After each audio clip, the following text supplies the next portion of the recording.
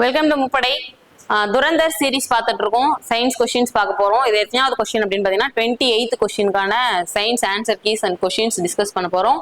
So வீடியோக்குள்ள போயிடலாங்களா? First question பாருங்க. Sunlight also called white light consist of dash colour or colours. சூரிய ஒளி வெள்ளை ஒளி என்றும் அழைக்கப்படுகிறது. இது டேஷ் நிறங்களை கொண்டுள்ளது. இந்த கொஸ்டின் ஏற்கனவே ஃபர்ஸ்ட் சீரீஸ்ல இதே கொஸ்டின் இப்படியே கேட்டிருந்தாங்க இல்லையா? 26 பார்த்தோம், அதுலயே இந்த கொஸ்டின் இருந்தது. ஸோ சூரிய ஒளி அப்படின்றது வெள்ளை ஒளி தான். ஸோ அதுல எத்தனை நிறங்கள் இருக்குது அப்படின்னு பாத்தீங்கன்னா 7 நிறங்கள். கண்ணூர் ஒளி அப்படின்னு சொல்லுவோம் இல்லையா, விப்ஜிஆர் அப்படின்னு சொல்லுவோம். Violet, indigo, blue. ஸோ விப்ஜிஆர்னு சொல்லுவோம் இல்லையா, violet, indigo, blue, green, yellow, orange, red அப்படின்னு சொல்லக்கூடிய இந்த 7 நிறங்களையும் சேர்த்து உருவாகின ஒரு நிறம் தான் என்னதுன்னா வெள்ளை அப்படின்னு சொல்லுவோம். ஸோ இதை நிரூபிக்கிறதுக்கு ஒரு நியூட்டன் வட்டு அப்படின்னு சொல்லி ஒரு டிஸ்க் வச்சும் செஞ்சு காமிச்சிருப்பாங்க இல்லையா, அதுவுமே ஒரு ப்ரீவியஸ் இயர் கொஸ்டினா கேட்டிருக்காங்க. ஸோ இது எப்பவுமே ரிப்பீட்டட் ஆகிட்டே இருக்கு. இது ஒரு இம்பார்ட்டன்டான கொஸ்டின் தான், இதையும் பார்த்துக்கோங்க. அடுத்து பாருங்க. which of the following is the special characteristics unique to sound? பின்வருவனவற்றில் ஒலிக்கு மட்டுமே உரிய சிறப்பு பண்பு எது? அதாவது ஒலி சவுண்ட் இருக்கு இல்லையா, இதுக்கு மட்டுமே உரிய சிறப்பு பண்பு எது அப்படின்னு பாத்தீங்கன்னா சிதறல், சத்தம், பிரதிபலிப்பு, ஒலி விலகல் இருக்கு இல்லையா. சோ இதுல வந்து லவுட்னஸ், சத்தம் அப்படின்றது தான் வந்து ஒலிக்கு மட்டுமே உரிய ஒரு சிறப்பு பண்பு, சவுண்ட் அப்படின்னு சொல்லுவோம்.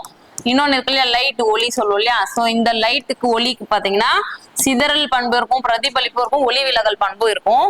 இதுல சவுண்ட் மட்டும் பாத்தீங்கன்னா எதுக்கு தான் வரும் அப்படின்னு பாத்தீங்கன்னா லவுட்னஸ், சத்தம் எதுல வரும்னு பாத்தீங்கன்னா ஒலிக்கு மட்டும்தான். ஒலி வந்து என்ன பண்ணும், அதிர்வெண்கள் மூலமா சத்தத்தை உருவாக்கும் அப்படின்னு சொல்லி படிச்சிருப்பீங்க. சோ அப்போ ஒலிக்கு மட்டுமே உரிய சிறப்பு பண்பு என்னன்னு பாத்தீங்கன்னா லவுட்னஸ். அடுத்து மூணாவது கொஸ்டின் பாருங்க. which of the following sounds is generally considered melodious? பின்வரும் ஒலிகளில் எது பொதுவாக மெல்லிசையாக கருதப்படுகிறது? மெல்லிசை அப்படின்னு சொல்லி எதை சொல்றாங்க அப்படின்னு கேக்குறாங்க. சோ பாருங்க, ஆப்ஷன் பாருங்க. Noise from a construction site, honking of vehicles, students talking in a classroom, music played at a reasonable volume. பாத்தீங்கன்னா கட்டுமான பணி நடைபெறும் இடத்துல இருந்து வரக்கூடிய சத்தம் எப்படி இருக்கும்னு பாத்தீங்கன்னா இறைச்சலா நம்ம காதுகளுக்கு வலியை கொடுக்குற மாதிரி தான் இருக்கும். அதே மாதிரி ஹாரன் அடிக்கிறது, ரொம்ப சவுண்டா ஹாரன் அடிக்கிறது, அப்புறம் மாணவர்கள் பேசுவது, இது எல்லாமே இறைச்சலா தான் இருக்கும் இல்லையா. அப்படி பாத்தீங்கன்னா சரியான அளவில் இசை ஒலிப்பது, கரெக்டான அதிர்வெண்ல இசையை ஒலிக்கக்கூடியதுதான் வந்து நம்மளோட காதுகளுக்கு எப்படி இருக்கும்னு பாத்தீங்கன்னா மெல்லிசையா கேட்கவும் அப்படின்னு சொல்றோம். சோ இது எப்படி வந்து இந்த ஒலியோட அதிர்வெண்கள் வந்து எப்படி வந்து பிரிக்கிறாங்க அப்படி பாத்தீங்கன்னா மூணு விதமா பிரிப்பாங்க. 20 ஹெர்ட்ஸுக்கும் குறைவான ஒலியை வந்து குற்றொலி அப்படின்னு சொல்லுவோம், இன்ஃப்ராசோனிக் சவுண்ட் அப்படின்னு சொல்லுவாங்க. ஸோ இந்த குற்றொலி வந்து மனித காதுகளால கேட்க முடியாது, ரொம்ப மைன்யூட்டா இருக்கும் அந்த சவுண்டு. அதாவது ஹார்ட் பீட் துடிக்குது இல்லையா, அந்த சவுண்டு, நிலநடுக்கம் வரும்போது ஏற்படக்கூடிய சவுண்டு, இதெல்லாம் வந்து 20 ஹெர்ட்ஸுக்கும் குறைவான ஒலியா இருக்கும். அதே மாதிரி 20 ஹெர்ட்ஸ்ல இருந்து 20,000 ஹெர்ட்ஸ் வரைக்கும் இருக்கக்கூடிய ஒலிகளை வந்து நம்மளோட காதுகளால கேட்க முடியும். சரிங்களா, இது வந்து ஆடியபிள் சவுண்ட் அப்படின்னு சொல்லுவாங்க, செவியுணர் ஒலி, நம்ம காதுகளால கேட்கக்கூடிய ஒலி அப்படின்னு சொல்லுவோம். அதே மாதிரி 20,000 ஹெர்ட்ஸுக்கு மேல இருந்துச்சு அப்படின்னா அந்த ஒலியும் நம்ம காதுகளால கேட்க முடியுமானா கேட்க முடியாது. இது என்ன சொல்லுவாங்கன்னு பாத்தீங்கன்னா அல்ட்ராசோனிக் சவுண்ட் அப்படின்னு சொல்லுவோம், மீ ஒலி அப்படின்னு சொல்லுவாங்க. சோ இந்த ஒலியும் 20 ஹெர்ட்ஸுக்கு குறைவான ஒலியும் கேட்க முடியாது, 20,000 ஹெர்ட்ஸுக்கும் அதிகமான ஒலியும் நம்மளால கேட்க முடியாது. எவ்வளவு ஒலி தான் கேட்க முடியும்னு பாத்தீங்கன்னா 20 ஹெர்ட்ஸ்ல இருந்து 20,000 ஹெர்ட்ஸ் வரைக்கும். இது ஒரு ப்ரீவியஸ் இயர் கொஸ்டினா கேட்டிருக்காங்க, இந்த கொஸ்டினும் வந்திருக்கு. சரிங்களா, இதை பேஸ் பண்ணி தான் இந்த மாதிரியான கொஸ்டின்ஸ் கேட்டிருக்காங்க.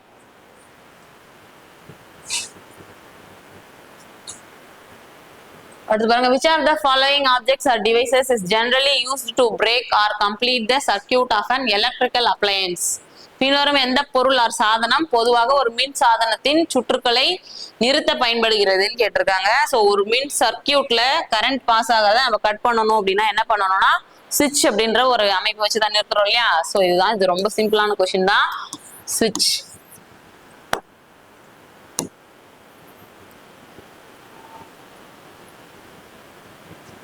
Dash in its solid or dry state is known as dry ice. Dash அதன் திட ஆர் வறண்ட நிலையில் உலர் பனிக்கட்டி என்று அழைக்கப்படுகிறது. எது வந்து உலர் பனிக்கட்டி அப்படின்னு சொல்றோம் அப்படின்னு பாத்தீங்கன்னா கார்பன் டை ஆக்சைடு இருக்குங்களா, இதுதான். சோ திட கார்பன் டை ஆக்சைடு அப்படின்னு சொல்லுவாங்க. இதுதான் என்ன சொல்றாங்கன்னு பாத்தீங்கன்னா உலர் பனிக்கட்டி அப்படின்னு சொல்லுவோம். சோ இந்த கார்பன் டை ஆக்சைடு அப்படின்றது ஒரு கேஸ். சரிங்களா, இதை வந்து சாலிடா மாத்தணும் அப்படின்னா என்ன பண்றாங்க அப்படின்னு பாத்தீங்கன்னா -57 டிகிரி செல்சியஸ் அளவுக்கு ஃப்ரீஸ் பண்ணணும், உறைய வைக்கணும். சோ இந்த வாயுவை இந்த அளவுக்கு உரிய வச்சோம் அப்படின்னா நமக்கு என்னவா கிடைக்கும் அப்படின்னு பாத்தீங்கன்னா ஒரு சாலிடா கிடைக்கும், திட கார்பன் டை ஆக்சைடா கிடைக்கும். சரிங்களா, இது எதுக்காக பயன்படுது அப்படின்னு பாத்தீங்கன்னா இந்த கடல்ல இருந்து மீன்கள் உயிரினங்கள்லாம் எடுத்துட்டு வராங்க இல்லையா, இதெல்லாம் கெடாம பாதுகாக்கிறதுக்காக, தொலை தூரத்துல இருந்து வரக்கூடியது இறைச்சிகள் மீன்கள் இதெல்லாம் பதப்படுத்துறதுக்காகவும் கெடாம பாதுகாக்கிறதுக்காகவும் இந்த ட்ரை ஐஸை நம்ம பயன்படுத்துறோம். சரிங்களா?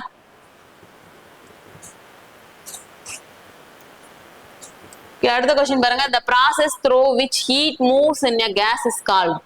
ஒரு வாயுவில் வெப்பம் நகரும் செயல்முறை டேஷ் என்று அழைக்கப்படுகிறது. இது கொஸ்டின் போன சீரீஸ்லயுமே வந்து இருந்துச்சு இல்லையா, 26 சீரீஸ்லயே நம்ம பார்த்தோம். சோ வாயுவில் வெப்பம் நகரும் செயல்முறை என்ன சொல்றோம் அப்படின்னு பாத்தீங்கன்னா வெப்பச்சலனம் அப்படின்னு சொல்லுவோம், கன்வெக்ஷன். சரிங்களா? அதே மாதிரி வெப்பம் பரவுதல் வந்து திடப்பொருட்கள் நடைபெறும், வெப்பச்சலனம் வந்து திரவத்திலையும் வாயுவிலையும், வெப்ப கதிர்வீசல் வந்து வெற்றிடத்திலேயே நடைபெறும் அப்படின்னு சொல்லி படிச்சிருப்போம் இல்லையா. சோ வெப்பச்சலனம் அப்படின்றது எங்க நடைபெறும் பாத்தீங்கன்னா வாயுவில் வெப்பம் நகரும் செயல்முறை தான் வெப்பச்சலனம் அப்படின்னு சொல்றோம்.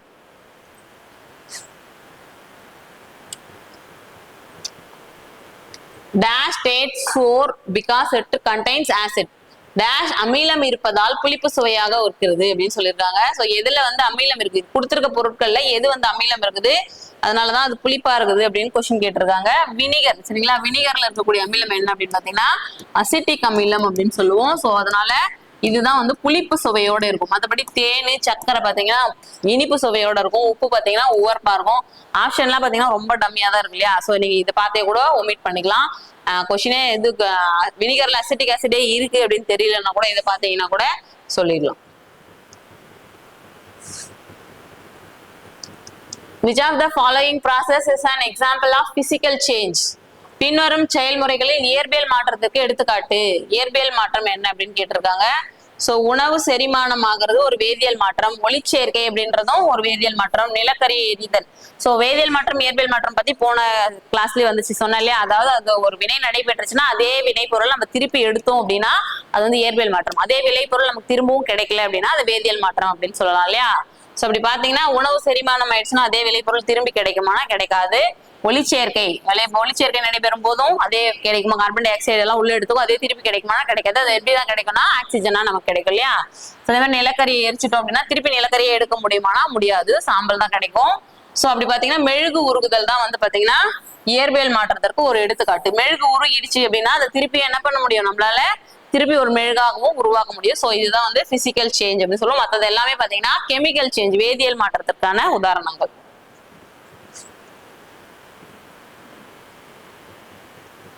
இந்த process of rusting iron plus dash plus water gives rust அப்படி சொல்லியிருக்காங்க. துருப்பிடிக்கும் செயல்பாட்டில் இரும்பு எது கூட வினை புரிஞ்சு துருவ உருவாக்குது அப்படின்னு கேக்குறாங்க. சோ இரும்பு துருப்பிடித்தல் இருக்கு இல்லையா, அந்த சமன்பாடு என்னன்னு பாத்தீங்கன்னா இரும்பு ஆக்சிஜன் கூட வினை புரிஞ்சு ஆக்சிஜன் பிளஸ் நீராவி கூட வினை புரிஞ்சு என்னவா கிடைக்கும் அப்படின்னு பாத்தீங்கன்னா இரும்பு ஆக்சைடா மாறும். சரிங்களா?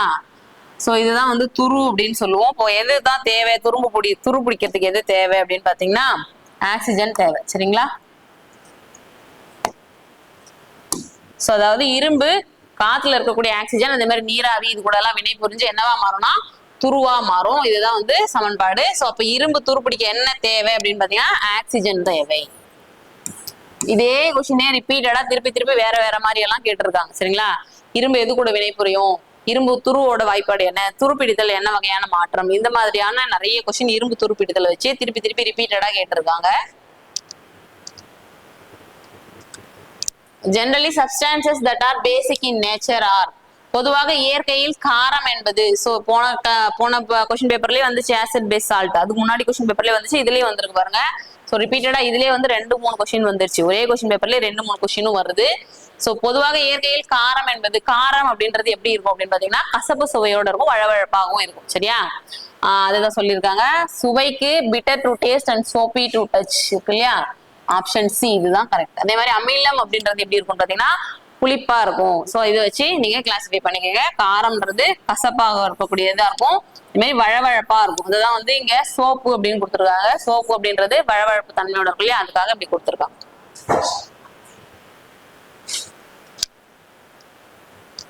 அடுத்து பாருங்க, plants cannot prepare their food in absence of dash இல்லாத நிலையில் தாவரங்கள் தங்கள் உணவை தயாரிக்க முடியாது அப்படின்னு சொல்லியிருக்காங்க. சோ தாவரங்கள் தனக்கு தேவையான உணவை தானே தயாரிக்கக்கூடிய செயல்முறைக்கு பேர் என்ன அப்படின்னு பாத்தீங்கன்னா போட்டோசிந்தசிஸ் அப்படின்னு சொல்லுவோம், ஒளிச்சேர்க்கைன்னு சொல்லக்கூடியது. ஸோ இந்த ஒளி சேர்க்கை நடைபெறணும் அப்படின்னா மெயினா எது தேவை அப்படின்னு பாத்தீங்கன்னா கார்பன் டை ஆக்சைடு தான் தேவை. ஸோ இந்த கார்பன் டை ஆக்சைடு எங்க இருக்கு அப்படின்னு பாத்தீங்கன்னா வளிமண்டலத்துல இருக்கு இல்லையா. ஸோ வளிமண்டலத்துல என்னென்ன வாயுக்கள் இருக்குன்னு நம்ம படிச்சிருப்போம். நைட்ரஜன் பாத்தீங்கன்னா 78%, ஆக்சிஜன் பாத்தீங்கன்னா 21%, அதர் கேசஸ் அப்படின்னு சொல்லுவோம். இதுல வந்து 0.03% வந்து கார்பன் டை ஆக்சைடு இருக்கும். ஸோ இந்த கார்பன் டை ஆக்சைடு வாயு அப்படின்றது என்ன பண்ணுது அப்படின்னு பாத்தீங்கன்னா இந்த கார்பன் டை ஆக்சைடு வாயு எடுத்துக்கிறாங்க. அதே மாதிரி தாவரங்கள் வேர் மூலமா உறிஞ்சக்கூடிய நீர் இது ரெண்டும் சேர்ந்து வினை புரிஞ்சு சூரிய ஒளி முன்னிலையில இலைகள்ல இருக்கக்கூடிய பச்சையம் இருக்கு இல்லையா, இது கூட வினை புரிஞ்சு என்னவா மாறும்னா தாவரங்கள் தனக்கு தேவையான உணவை தயாரிக்கும். இது வந்து குளுக்கோஸ் அப்படின்னு சொல்லுவோம், C6H12O6.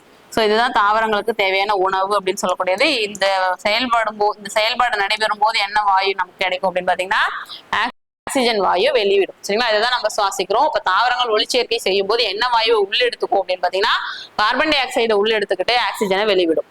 ஆனா சுவாசிக்கும் போது எப்படி அப்படின்னு பாத்தீங்கன்னா நம்மள போலவே தான் சுவாசிக்கும் தாவரங்களும் ஆக்சிஜனை தான் உள்ள எடுத்துக்கும், கார்பன் டை ஆக்சைடை தான் வெளியிடும். ஆனா ஒளிச்சேர்க்கைக்கு மட்டும் மாத்தி சொல்லணும். சரிங்களா, அப்ப ஒளிச்சேர்க்கையின் போது கார்பன் டை ஆக்சைடை உள்ள எடுத்துக்கிட்டு ஆக்சிஜனை வெளியிடும். சோ இதை கொஞ்சம் பாருங்க.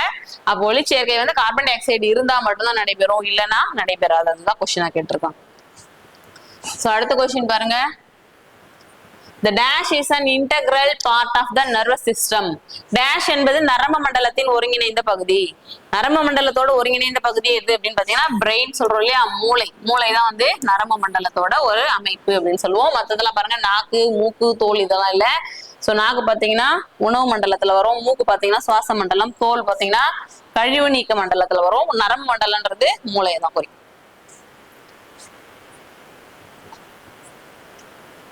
The dashes are not a part of the female reproductive system.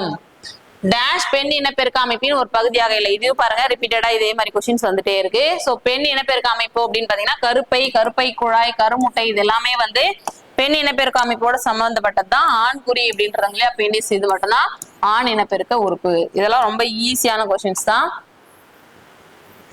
So அடுத்து பாருங்க, dash or unicellular single cell organism. அதாவது ஒரு செல் ஒற்றை செல் உயிரினம் அப்படின்னு சொல்லி எதை சொல்றோம் அப்படின்னு பாத்தீங்கன்னா அமீபாக்கள்.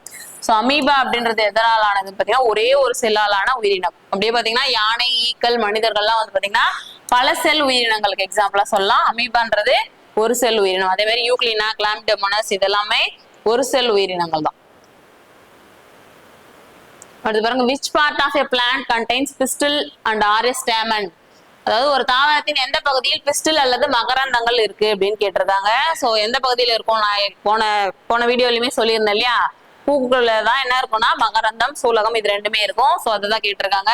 ஒரு தாவரத்தோட எந்த பகுதின்னு பாத்தீங்கன்னா பூவுல தான் இருக்கக்கூடியது மகரந்தமும் சூலகமும். சோ மகரந்தம்ன்றது ஆண் இனப்பெருக்க உறுப்பு, சூலகம்ன்றது பெண் இனப்பெருக்க உறுப்பாகவும் இருக்கும். அது பால் இனப்பெருக்கத்துல பூக்கள் தான் வந்து ஈடுபட்டு என்ன பண்ணும், ஒரு விதைகளை உருவாக்கும். இதுதான் வந்து ஒரு புதிய தாவரத்தை உண்டாக்கும். சோ இது எல்லாமே இந்த 3 கொஸ்டினுமே கேட்டிருக்காங்க. சரிங்களா, சோ இந்த 15 கொஸ்டின் இதோட முடியுது.